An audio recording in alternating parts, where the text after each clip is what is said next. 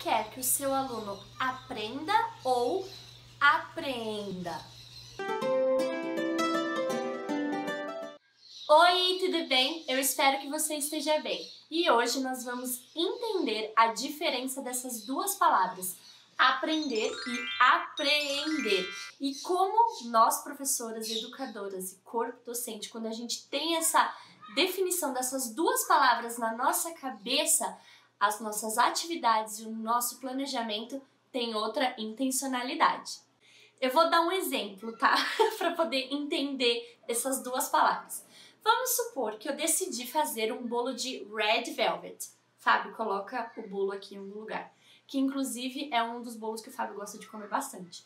Então eu decidi fazer esse bolo de Red Velvet. Aí eu vou utilizar a ferramenta do YouTube, porque eu sou bastante visual. Então eu vejo uma moça fazendo o bolo aqui na plataforma. Daí eu leio a receita, eu faço junto vendo o vídeo. Isso significa que eu aprendi a fazer um bolo de Red Velvet. Significa que eu possuo esse conhecimento para fazer o bolo de Red Velvet. Eu aprendi essa receita. Depois que eu aprendi a fazer o bolo algumas vezes, eu entendi o conceito da massa. Eu entendi que para fazer um bolo seria interessante juntar os ingredientes secos, depois os líquidos, que eu posso e devo, às vezes é melhor, peneirar a farinha, peneirar o açúcar, que eu devo fazer isso e depois eu junto os dois tipos de ingredientes para fazer o bolo, a massa. Isso significa que eu compreendi melhor essa receita, porque eu sei que eu posso pegar aquele conhecimento que eu tinha aprendido e eu posso transferir para outras áreas da minha vida. Eu posso fazer diferentes bolos com esse tipo de conhecimento que eu tinha aprendido. Eu posso fazer um bolo de cenoura com essa mesma estratégia. Eu posso fazer um bolo de laranja, ai, que eu amo, com a mesma estratégia. Isso significa que eu não só aprendi aquele conhecimento, eu apreendi.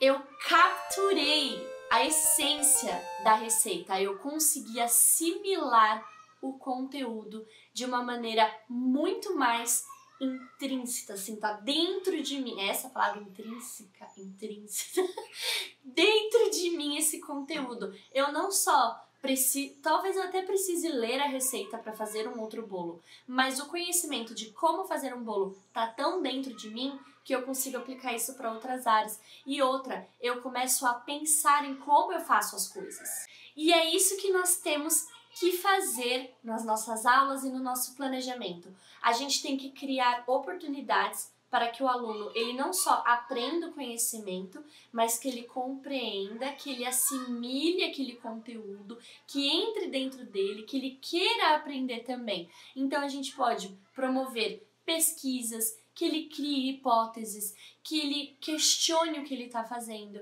que ele observa aquilo e tenta utilizar aquela ideia que ele tem daquele conteúdo em outras áreas. Eu vou dar um exemplo que você pode falar que criança pequena não está pesquisando.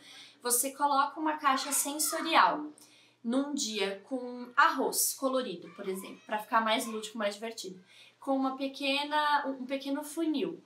E aí, algumas colheres, alguns potes. A criança vai pegar e vai brincar com esse arroz e descobrir sozinha que o arroz consegue passar no funil e que o funil ela consegue encher outros potes.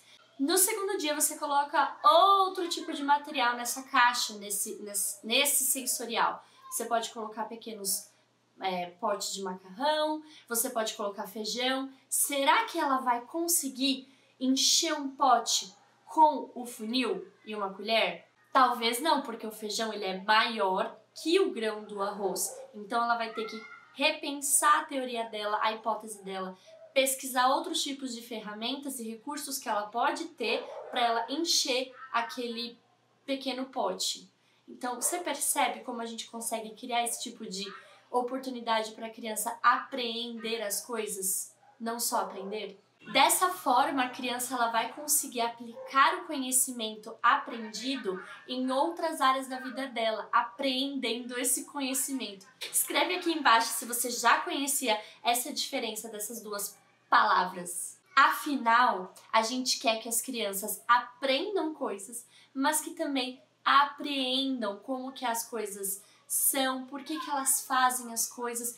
Tá, 2 mais 2 é 4, mas por quê? Por que que eu preciso saber disso? É diferente, não é só a gente aprender aquilo, é aprender a função. Eu aprendi essa pequena definição na faculdade e eu acho tão importante da gente ter esse tipo de pensamento na hora quando a gente faz o nosso planejamento e na hora que a gente prepara as nossas atividades ou o ambiente da nossa sala de aula também. Eu espero que vocês tenham gostado desse vídeo. Lembra de curtir e compartilhar com a sua amiga ou seu amigo pedagogo, tá bom? Tchau!